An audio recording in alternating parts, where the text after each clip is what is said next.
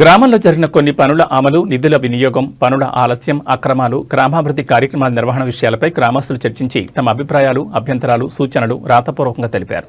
గ్రామాభివృద్ధి పనులు పారదర్శకంగా, న్యాయంగా, గ్రామ ప్రజల సమ్మతితో జరగాలనే ఉద్దేశంతో ఈ పత్రాన్ని రూపొందించి సంబంధిత వ్యక్తులు, అధికారులకు తెలియజేయడానికి సంతకాలు చేశారు.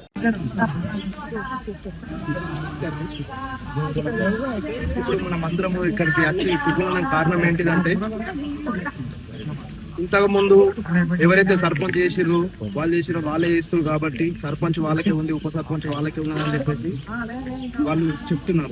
కానీ అన్న గోవిందర్ అన్న ఏం చేస్తున్నానంటే, ఫస్ట్ ఏంటంటే నామినేషన్ వేయక ముందే మేము అన్నని పిలిపించుకున్నాము. అన్న ఖచ్చితంగా మేము ఇట్లా 5 వార్డు మెంబర్లుగా మేము నిలబడుతున్నాము, ఖచ్చితంగా ఉప సర్పంచ్ మాకే కావాలన్నా. ఎందుకంటే ఉప సర్పంచ్ అంటే అదర్ గెస్ట్ వాళ్ళకి ఎవ్వరు ఎప్పుడు ఏ ప్రభుత్వం కానీ ఇవ్వలేదు, సరేనా? ఎందుకంటే అన్న సర్పంచ్ గెలిచిన వెంటనే మాకేమన్నాడంటే ఖచ్చితంగా మీకే ఇస్తున్నాము ఉప సర్పంచ్ అని చెప్పేసి అన్న చెప్పడం జరిగింది. ఖచ్చితంగా ఉప సర్పంచ్ మాకే, అది రేపటి రోజు అది మీ చేతుల్లో ఉంది, గెలవడం ఓడిపోవడం అనేది.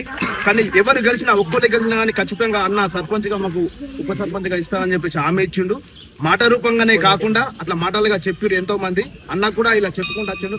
అవసరమైతే బాండ్ పేపర్ ఇచ్చి అన్న బాండ్ పేపర్ మీద కూడా రాసిస్తా అని చెప్పేసి ఈ ముత్తెలవ సాక్షిగా అన్న మాకు మాటిస్తున్నాడు. మీరందరూ దయచేసి అన్నని గాని మమ్మల్ని గాని ఖచ్చితంగా అన్నని గెలిపియాలని చెప్పేసి మీ అందరికీ కోరుకుంటున్నాను.